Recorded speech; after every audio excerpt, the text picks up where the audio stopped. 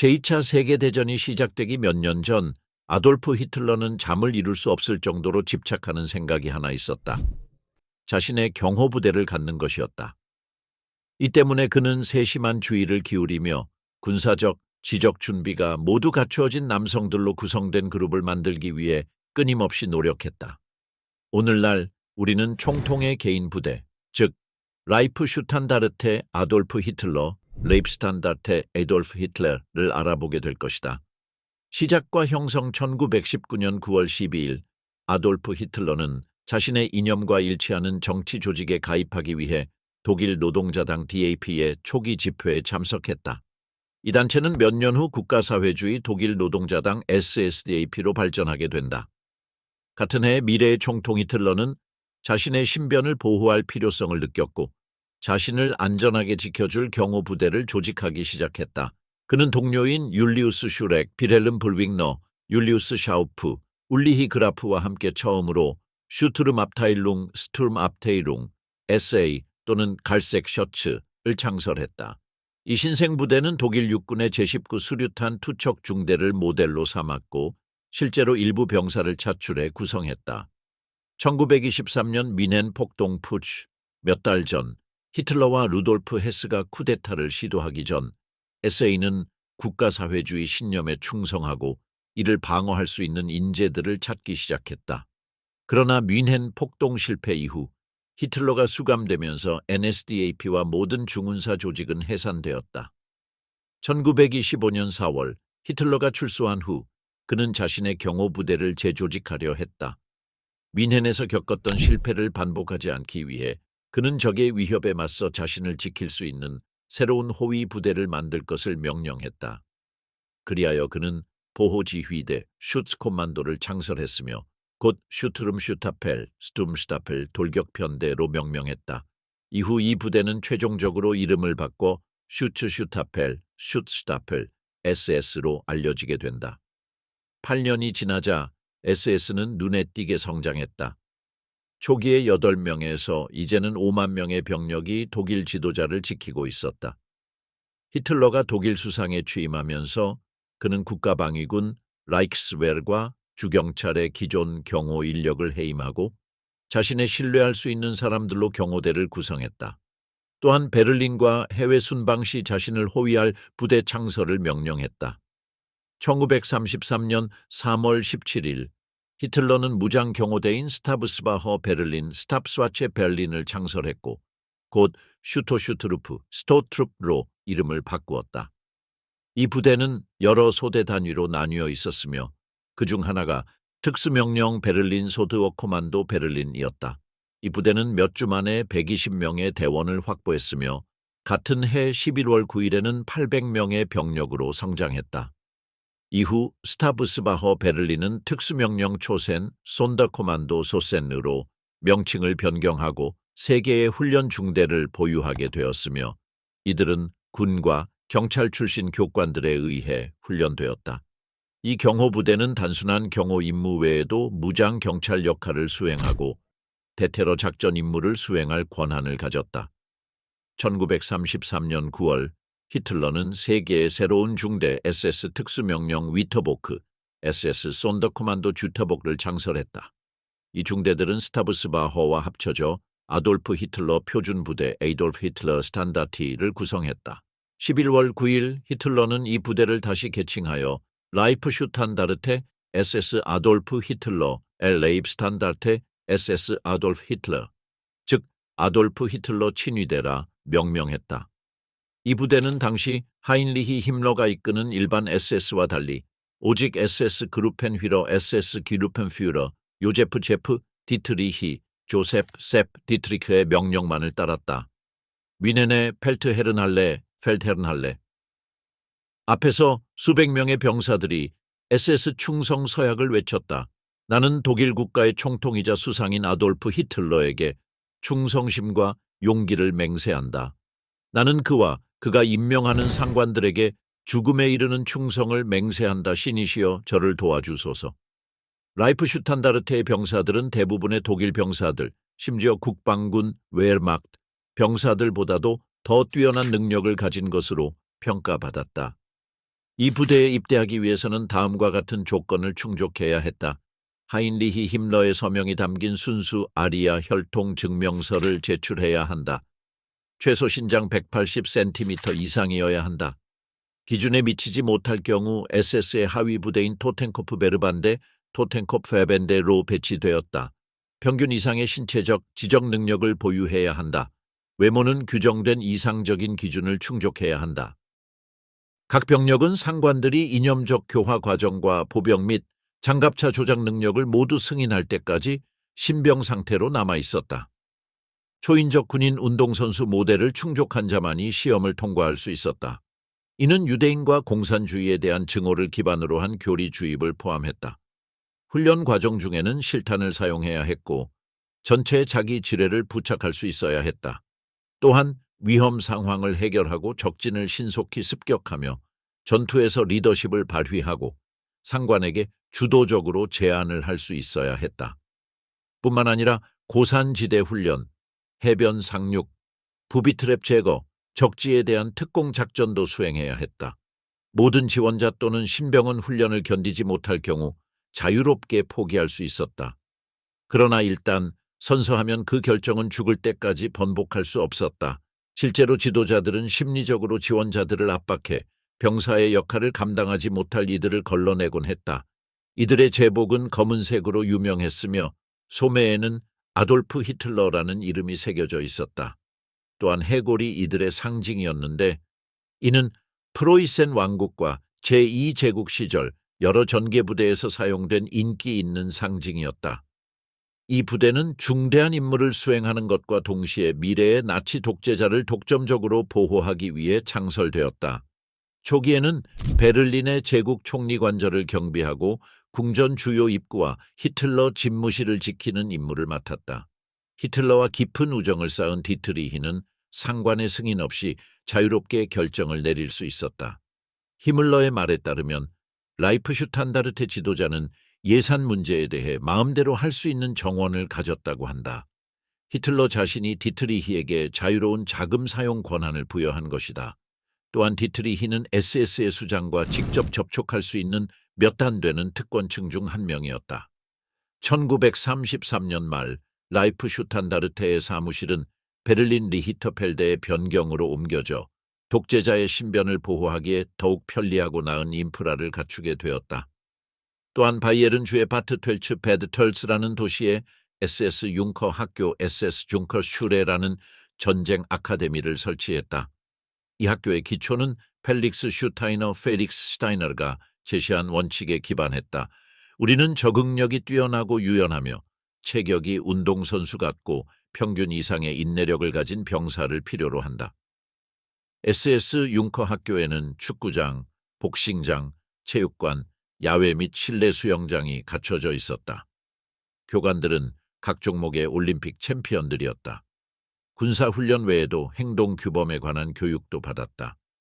식사 예절에 대한 지침이 담긴 예절책을 읽어야 했으며 편지 작성 시 하일 히틀러 진심을 담아라고 끝맺는 법도 배워야 했다. 또한 아돌프 히틀러가 저술한 나의 투쟁, 에메인 캄프도 필독서로 지정되어 있었다. 1934년 라이프슈탄다르테 아돌프 히틀러는 약 1000명의 병력을 갖추게 되었으며 이들 대부분은 국가사회주의당과 관련이 있었다. 경찰이나 군대 출신으로 직접 모집된 인원은 소수였다. 또한 히틀러를 숭배하는 정치적 신념으로 고국을 떠나 독일에 정착한 오스트리아인 소수도 포함되어 있었다. 디트리히에게는 SS와의 차별화가 중요했다. 총통과 직접 연결된 부대였기 때문에 독자적인 용어와 명칭을 사용하고자 했다. 그래서 히물러로부터 군 관련 용어 사용 허가를 얻어냈으며 슈츠슈타펠 SS, 특유의 스투름반이나 스투름 같은 용어를 버리고 바타일론이나 콤파니에 같은 군용어를 채택했다. 1934년 6월 30일 이 히틀러 친위 부대에게는 결코 평범하지 않은 날이 찾아왔다. 그들은 람 폭동 푸츠데 룸, 진압의 핵심 세력이 되었고 장검의 밤 나흐트 델 랑엔메살으로 알려진 사건에서 수백 명의 나치 반대 세력을 직접 처형했다. 히틀러는 이날 독일 국가 구조 전체를 장악하는 계획을 실행했으며 라이프슈탄다르테는 그의 정적들과 대중적으로 명망 있는 인물들을 제거하는 데 협력했다. 수십 명이 체포되어 라이프슈탄다르테 변경으로 끌려갔고 그곳은 곧 원치 않는 시체들과 수감자들의 중개소가 되었다. 총살 시즌이 끝난 후 히틀러는 이 부대가 기대에 부응했다고 판단했고 디트리 힐을 SS 상급 집단 지도자 SS 오버그루펜후어로 승진시켰다. 또한 알왬 폭동 진압에 적극적으로 참여한 모든 라이프슈탄다르테 대원들도 한 단계씩 진급시켰다. 1934년 10월 히틀러의 경호대는 그 시대에는 드물었던 연계를 얻게 되었다. 대부분의 부대가 여전히 말을 사용하는 상황에서 이들은 이미 전차를 운용하고 있었다. 라이프슈탄다르테는 성장하여 2,500명 이상의 병력을 보유했으며 3개의 기계화 보병 대대로 나뉘어 있었다. 오토바이 부대, 박격포 부대, 장갑차 부대뿐만 아니라 유명한 군악대도 가지고 있어 각 도시마다 찬사를 받았다. 히틀러가 자신의 최애 부대를 특별히 대우하면서 독일 제국 라이크 내 다른 군사 세력들과 갈등이 심화되었다. 라이프슈탄다르테가 국가사회주의당의 자금이 아니라 국가 재정으로 직접 지원받은 사실은 동료 부대원들의 질시를 샀다. 완전한 자율성을 추구하는 이들의 열망은 결국 통합군 멸망에 대한 물류 의존성과 충돌할 수밖에 없었다. 무기 제2차 세계대전 동안 독일군은 시간이 흐르면서 라이프슈탄다르테 레입스탄다르티커의 살아있는 상징이 된 2가지 무기를 사용했다. 한편으로는 마신엔게와르 42, 즉 MG42 기관총이 있었다. 이 무기는 1942년에 제작되었으며 경제적 생산 비용이 높았던 HGS-34를 대체하기 위해 군의 공식 기관총으로 사용될 예정이었다. MG42는 분당 최대 1,800발을 발사할 수 있었고 제작비가 저렴하며 생산 속도가 빠르고 신뢰성도 높았다. 참고로 MG34는 분당 850발만 발사할 수 있었다. 벙커 복도에서는 이 무기를 원형톱 혹은 히틀러의 수학기라 불렀다. 이 기관총의 또 다른 중요한 장점은 모든 지형에 쉽게 적응할 수 있다는 점이었다.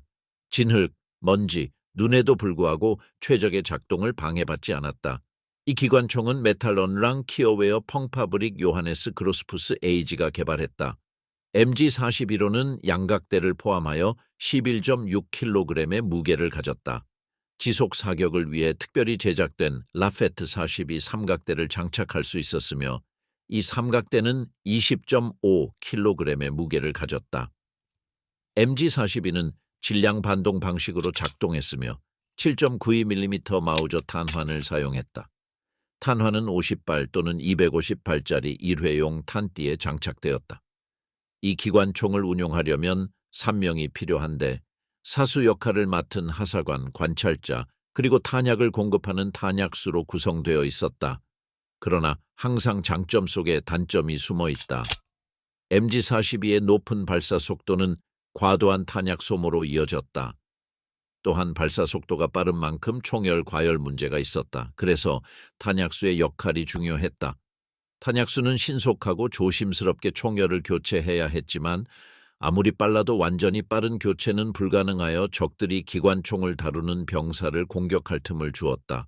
그럼에도 불구하고 MG41호는 우수한 품질을 지녔지만 어느 정도 예측 가능했기 때문에 연합군 병사들은 이 점을 철저히 연구하여 이 무기를 다루는 병사들의 주요 약점으로 삼았다.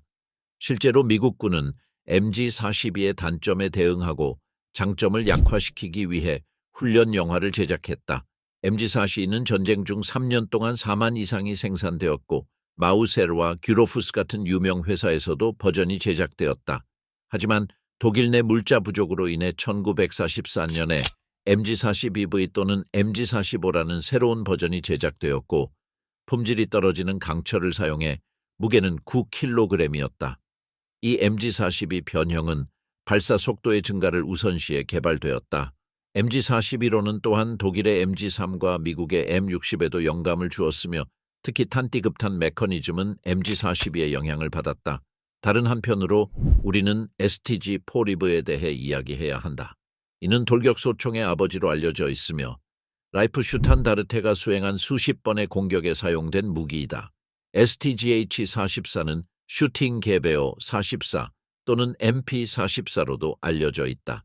이 무기는 반자동 소총과 기관 단총의 특성을 결합했다. 원거리 목표물은 물론 시가전에서 근거리 전투도 가능했다. 또한 경기관 총으로서의 역할도 수행할 수 있었다. STG 포리바가 등장하기 전까지 대부분의 독일 병사들은 기관 단총이나 볼트 액션 소총을 사용하고 있었다. 반자동 소총을 가진 병사는 드물었다. STG-44는 소련의 PPS-43과 PPAS-41 기관 단총의 위협에 대응하기 위해 도입되었다. 이 무기에는 발사 모드 선택기가 있어 자동 모드와 반자동 모드 간 전환이 가능했다. 즉 단발 정밀 저격 소총 또는 고정밀 고피해 고속의 돌격 기관총으로도 활용할 수 있었다. 탄화는 7.92X33 쿠르츠를 사용했으며 기존 소총의 7.92X57과는 달랐다. 총알 속도는 647m/s였다. 이 무기를 다른 소총이나 기관 단총과 차별화시킨 특징 중 하나는 크룸라우프 K룸라우프였다. 이는 굴곡진 총열과 잔망경식 조준 장치로 모퉁이 뒤에서 안전하게 사격할 수 있도록 고안된 장치였다. 크룸라우프는 30도, 45도, 60도, 90도 버전이 존재했다. 그러나 여러 장점에도 불구하고 당시 소총들과 비교했을 때 위력과 사거리가 다소 짧다는 단점이 있었다. 전쟁이 끝날 무렵 독일군은 42만 5천 정 이상의 MP-44를 생산했다. 전투수행 1938년 라이프슈탄다르테는 오스트리아를 나치 제국에 병합하는 데 있어 핵심적인 역할을 했다. 48시간 만에 1000km를 이동했으며 린츠를 지나면서 총통을 위한 명예경비대를 구성했고 이후 비엔나까지 행군하여 승리의 축하 행사에 참가했다. 이는 모두 독일군과의 완전한 협력 아래 진행되었다. 몇 달 후 수데텔란트 점령과 이후 보헤미아 및 모라비아 병합 작업에서도 동일한 역할을 수행하여 아돌프 히틀러의 전폭적인 찬사를 받았다. 1939년이 도래했을 때 라이프슈탄다르테는 이미 3개의 보병대대, 엄선된 공병부대, 하나의 포병대대, 소규모 대전차 부대들로 구성된 완전한 보병연대가 되어 있었다. 히틀러의 정복 계획에 따라 여러 영토 목표를 달성한 후 이 젊은 나치 부대는 라이프슈탄다르테 SS 아돌프 히틀러 기계화 보병연대로 명칭이 변경되었다. 그러나 인정받는 것만으로는 충분하지 않았다. 라이프슈탄다르테의 상승세는 끝이 없었다. 폴란드 전역 동안 디트리히는 제13군단에 편입되어 남부군단의 일부로서 제17보병사단과 함께 폴란드군과 맞섰다. 특히 폴란드 기병부대와의 전투는 매우 치열했다.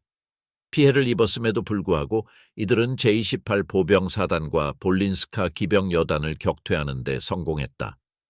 성과를 거둔 후 이들은 라인하르트 장군의 제사 기갑사단과 함께 바르샤바 인근 지역으로 이동하여 폴란드 부대 포위 작전에 협력했다. 1년 후 라이프슈탄다르테는 다시 한번 확장되어 완전한 기계화 보병 연대가 되었고 자주포 포병 중대도 추가로 편성되었다. 히틀러는 이들의 활동에 만족하여 디트리히 부대가 전투 중 많은 사상자를 내는 문제를 감안하면서도 네덜란드 국경으로 전개를 명령해 황색 작전 폴겔 개시를 준비하게 했다.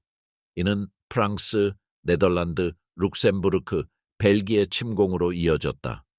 라이프슈탄다르테는 선봉대로서 리셀강 다리를 확보하고 로테르담에 상륙할 예정이던 슈투덴트 장군의 공수부대와 연결하는 임무를 부여받았다. 1940년 5월 10일 침공이 시작되자 라이프슈탄다르테는 국경을 따라 75km를 돌파하며 계획된 다리를 점령하고 5일간 전투 끝에 네덜란드 항복을 받아냈다. 이후 이들은 제비군단 예비대로 편성되었다. 영국군의 방역이 시작되자 덩케르크 주변 지역을 방어하고 포위망을 좁히는 임무를 수행했다. 하지만 좋은 소식만 있었던 것은 아니다. 히틀러의 진격 중지 명령을 무시하고 와이스텐베르크 고지대에 있는 영국군 포병 진지를 공격해 많은 사상자를 초래했다. 이 부대의 가장 큰 약점은 치명상을 입을 위험이 지나치게 높다는 것이었다. 1940년 12월 히틀러는 라이프슈탄다르테 병사들에게 직접 연설했다. 나의 운명이 무엇이 될지는 모르지만 라이프슈탄다르테의 나의 병사들이여, 나는 한 가지를 안다. 당신들은 항상 제국의 선두에 있을 것이다. 내 이름을 지닌 당신들이 싸움의 최전선에 서는 것은 당신들에게도 영광이다. 1941년 2월 이탈리아가 그리스를 침공했지만 그리스군은 오히려 반격해 이탈리아군을 알바니아 국경까지 몰아냈다. 무솔리니는 히틀러에게 지원을 요청했고 히틀러는 주저없이 라이프슈탄다르테를 파견했다. 이들은 클리디 고개의 전투에 참전하여 320명 이상의 전사자를 냈고 이후 카스토리아 지역에서도 치열한 전투를 벌였다. 같은 해 6월 22일 라이프슈탄다르테는 제1기갑군 SS 저기갑 사단 비킹과 함께 바르바로사 작전에 참가하여 로스토프를 향해 진격했다. 그러나 상황은 독일에 불리했고 라이프슈탄다르테 또한 처음으로 뼈아픈 패배를 경험했다. 이 부대는 사상자가 빠르게 누적되는 약점이 있었으며 소련 원정에서는 사망자 수가 급격히 증가했다. 단 2년 만에 22명 이상의 병사와 장교를 잃었다. 결국 힘을 넣는 외국인 병력을 추가로 배치할 수밖에 없었다. 1942년 라이프슈탄다르테는 다스라이히, 토텐코프 사단과 함께 전선에서 철수하여 프랑스에서 판처그레나디어 부대로 재편성되었다. 1943년까지 프랑스에 주둔한 뒤 다시 소련 전선으로 복귀했다. 요하임 파이퍼 중령의 지휘 아래 하르코프를 탈환하는 데 성공했고 이어 리벤트로프 소령의 제7 판처 중대와 함께 벨고로드를 점령했다. 쿠르스크 공세가 시작되면서 이들은 붉은 군대의 600대 이상의 전차를 동원한 강력한 공격을 버텨냈다. 1944년 라이프슈탄다르테는 코르순 체르카시 전투에 참여하여 우크라이나 제1, 제2 전선군에게 포위된 남부 군집단의 두 군단을 구출하는 작전에 지원했다. 비록 작전은 실패했지만 수십 명의 병사를 구출하는 데 성공했다. 같은 해 6월 6일 라이프슈탄다르테는 연합군 노르망디 상륙 작전에 대응해 방어에 투입되었다. 많은 피해에도 불구하고 이들은 방어선을 성공적으로 유지했다.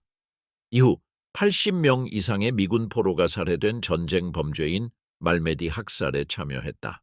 1945년 라이프슈탄다르테는 발라톤호 공세에서 독일군의 마지막 소련 공격에 참가했다. 이 부대의 일부 병사들은 베를린 전투에서도 다른 부대에 편입되어 싸운 후 결국 항복하며 제2차 세계대전을 마무리했다. 장교 및 주요 구성원들 수년 동안 라이프슈탄다르테는 중요한 장교들을 배출했습니다. 그중 한 명은 이미 언급된 요제프 제프 디트리히였습니다. 그는 1923년 뮌헨 폭동에 참여했으며 5년 후 나치당에 가입하고 곧 히틀러의 경호대장이 되었습니다. 히틀러와 신뢰를 쌓은 후 조직 내에서 승진하였고 심지어는 총리관저 내에서 잠을 자는 것도 허락받았습니다. 1930년 38세의 나이에 그는 제국의회 대표로 선출되었습니다. 이듬해 그는 SS그루펜휘러로 임명되었고 후에 오버그루펜휘러로 승진했습니다. 전쟁이 끝나고 공세가 실패하자 히틀러는 디트리히와 그의 부하들에게 완장을 반납할 것을 명령했지만 디트리히는 이를 거부했습니다. 5월 8일 그는 미군에 항복했습니다. 한편 비렐름 몬케는 1931년 나치당에 입당했고 몇 년 후 라이프슈탄다르테에 입대했습니다. 1939년 9월 7일 그는 폴란드 전역 중 부상을 입었으며 짧은 회복 기간 후 부상 훈장 2급 철십자 훈장 이후 1급 철십자 훈장을 받았습니다. 그의 승진은 곧 이어졌고 이듬해 프랑스 전역에서 라이프슈탄다르테 제2제2대 제2중대를 지휘했습니다. 일부 자료에 따르면 몬케는 프랑스와 영국 포로 80명을 학살한 보름후트 학살에 관여한 것으로 알려져 있습니다. 1941년 발칸 전역 참가 후 몬케는 유고슬라비아 전투기의 공격을 받아 다리에 중상을 입었습니다. 의사들은 절단을 권했지만 그는 거부했고 결국 발 일부를 절단당했습니다. 회복 중 그는 독일 십자금 훈장을 받았습니다. 전쟁이 끝난 후 그는 여러 직책과 계급을 거쳐 모스크바로 이송되어 6년간 독방에 수감되었습니다. 이후 루비앙카 감옥과 볼코보 포로 수용소로 이송되어 1955년까지 수감 생활을 했습니다. 몬케와 비슷한 명령을 수행한 이는 S 여단 지도자 오토 쿰이었습니다. 그는 1945년 2월 15일부터 라이프슈탄다르테 사령관으로 임명되었습니다. 그의 첫 임무는 3월 6일 시작된 봄의 각성 작전이었습니다. 그는 부하들에게 헝가리에서 동부전선으로 공격할 것을 명령했지만 초기 진전에도 불구하고 작전은 곧 실패했습니다. 이어진 빈 공세에서도 그는 실패했고 결국 영국군에 항복했습니다. 전쟁 후 쿰은 성공적인 기업가가 되었습니다. 1951년 그는 화페네스 참전용사단체인 IA계를 창설했습니다. 이 단체는 동료들을 지원하고 법적 지위 및 연금 문제를 해결하는 것을 목표로 했습니다. 1960년대에는 7만 명의 회원을 보유했으나 정치적 대립으로 인해 내부 위기를 겪었고 1992년 해체되었습니다. 라이프슈탄다르테는 또 다른 주요 인물들도 있었습니다. 요아힘 파이퍼 역시 그중 한 명입니다. 그는 1933년 18세에 히틀러 청소년단에 입단했습니다. 이후 SS 기병대에 자원 입대하여 구스타프 롬바르트의 지휘를 받았습니다. 이 부대는 소련 지역 유대인을 집단 학살하는 임무를 맡았습니다. 그는 곧 스툴만으로 승진했고 지도력은 상부의 주목을 받았습니다. 1938년 SS 융커스쿨 훈련 후 하인리히 히물러의 보좌관 제안을 받았습니다. 1940년 그는 라이프슈탄다르테 기계화 연대 소대장이 되었고 남부 발랑시엔에서 포병 전투 중 소대를 지휘하여 2급 철십자 훈장을 받았습니다. 몇 달 후 1급 철십자 훈장과 SS 하우프트 슈트름 휘러 승진을 받았습니다. 또한 고급 프랑스 스포츠카도 수여받았습니다. 라이프슈탄다르테 복귀 전 그는 다시 히물러의 보좌관으로 복귀했습니다. 그는 우리는 수천 명의 저명한 폴란드인들을 총살해야 했습니다. 라며 부대를 떠났습니다. 또한 외국 땅을 정화하기 위해 울부짖는 여성들을 내쫓아야 했다고도 언급했습니다. 파이퍼는 스페인을 방문해 프란시스코 프랑코와 교류한 후 11월 1일 히물러의 수석 보좌관으로 임명되었습니다. 1941년 그는 다시 라이프슈탄다르테로 복귀하여 동부 전선 전차 지휘관이 되었습니다. 복귀 후 수십 대의 적전차를 격파하고 상당한 SS 보병 손실을 초래하는 승리를 거두었습니다. 1943년 그는 제3차 하르코프 전투에서 부대를 이끌었습니다. 이 전투에서는 대부분의 의료진을 포함하여 많은 부하들이 사망했습니다. 소련과 파르티잔이 독일군을 습격해 연료 트럭을 불태우고 25명을 살해하자 파이퍼는 폴란드의 크라시아나 폴리아나 마을 전체를 불태우라고 명령했습니다. 이로 인해 그의 부대는 화염방사 대대라는 별명을 얻었습니다. 동시에 그는 독일 십자금 훈장을 받았습니다. 학살과 무차별적 보복에 대한 그의 악명은 빠르게 퍼졌습니다. 한 전직 라이프슈탄다르테 지휘관은 프랑스 팔레즈 남쪽에서 포로로 잡혔을 때 연합군 신문관에게 파이퍼는 마을을 불태우라는 명령을 특히 기꺼워했다고 진술했습니다. 파이퍼는 우리의 명성은 공포의 파도처럼 우리 앞서 퍼지며 이는 가장 강력한 무기 중 하나다. 심지어 칭기즈칸도 우리를 보조자로 삼고 싶어 했을 것이라고 말하기도 했습니다. 파이퍼의 경력은 상상할 수 없는 성공을 거듭했다. 그는 기사 십자훈장을 수여받는 연계를 얻었을 뿐만 아니라 나치 선전은 그를 모범적인 군사 지도자로 묘사했고 히물러는 라디오 방송을 통해 특별한 축하 인사를 보냈다. 기사 십자훈장을 진심으로 축하해. 사랑하는 요헨, 나는 너를 자랑스럽게 생각한다. SS 공식 신문인 다스 슈바르체 코어프스 닷 슈와르츠 코르프. 는 파이퍼를 단순한 모범이 아니라 모든 상황을 통제하는 인물로 묘사했다. 그의 빠른 결정은 대담하고 비정통적인 명령을 통해 승리를 보장한다며 높이 평가되었다. 또한 그는 타고난 지도자로서 부하 한 사람 한 사람의 생명을 소중히 여기는 최고의 책임감을 가진 인물이라고 언급되었다. 1944년 연합군이 전력을 다해 공격을 개시하자 파이퍼는 점차 평정을 잃기 시작했다. 그는 미국의 코브라 작전을 저지하기 위해 부하들과 함께 최전선에서 싸우던 모습처럼 드물게 직접 전투에 참여했다. 그러나 이러한 패배는 독일 지휘관에게 큰 충격을 주었고 결국 심각한 신경쇠약을 겪으며 지휘권에서 물러나야 했다. 파이퍼의 마지막 등장은 1945년 초 헝가리에서 진행된 사우스윈드 작전과 봄의 각성 작전에서였다. 공격 시 그의 공격적인 스타일은 많은 적군을 사살했지만 독일군 역시 큰 피해를 입었다. 5월 8일 상급 지휘부는 라이프 슈탄다르테 레입스탄다티 부대에 미군에게 항복하라고 명령했다. 그러나 파이퍼는 이를 무시하고 새로운 방향을 모색하기 위해 독일로 탈출을 시도했다. 5월 22일 그는 연합군에 의해 체포되어 바이에른주 프라이징 감옥에 수감되었다. 1976년 파이퍼는 자택에서 반나치 단체에 의해 살해되었다. 파이퍼의 성공을 뒷받침한 핵심 인물 중 하나는 그의 부관 베르너 볼프 웨너 wolf였다. 둘의 인연은 쿠르스크 전투에서 시작되었다. 당시 볼프는 SS 제2기갑 척탄병연대 소속으로 혼자 힘으로 여러 대의 전차를 파괴하고 러시아군의 공격에도 불구하고 항복을 거부했다. 1943년 11월 라이프슈탄다르테와 함께 싸우던 중 그는 허벅지에 총상을 입고 다리 절단 수술을 받아야 했다. 그러나 수술 직전 볼프는 의사를 권총으로 위협하며 결코 다리를 잃을 수 없다고 경고했다. 치열한 실랑이 끝에 총으로 바닥을 쏘는 등 강경한 태도를 보였고 결국 절단을 막아냈다. 놀랍게도 그는 부상에서 회복하여 다시 전장에 복귀할 수 있었다. 군 경력 동안 그는 여러 차례 훈장을 받았다. 기사 십자 훈장을 수여받았을 뿐만 아니라 노르망디 방어전의 틸리에서의 활약으로 베어마우트 명예 목록에도 등재되었다. 1945년 3월 19일 볼프는 발라토노 공세에서 전투에 참여하던 중 예상치 못한 공격을 받아 22세의 나이로 전사했다. 라이프슈탄다르테와 연관된 또 다른 주요 인물은 루돌프 폰 리벤트롭였다.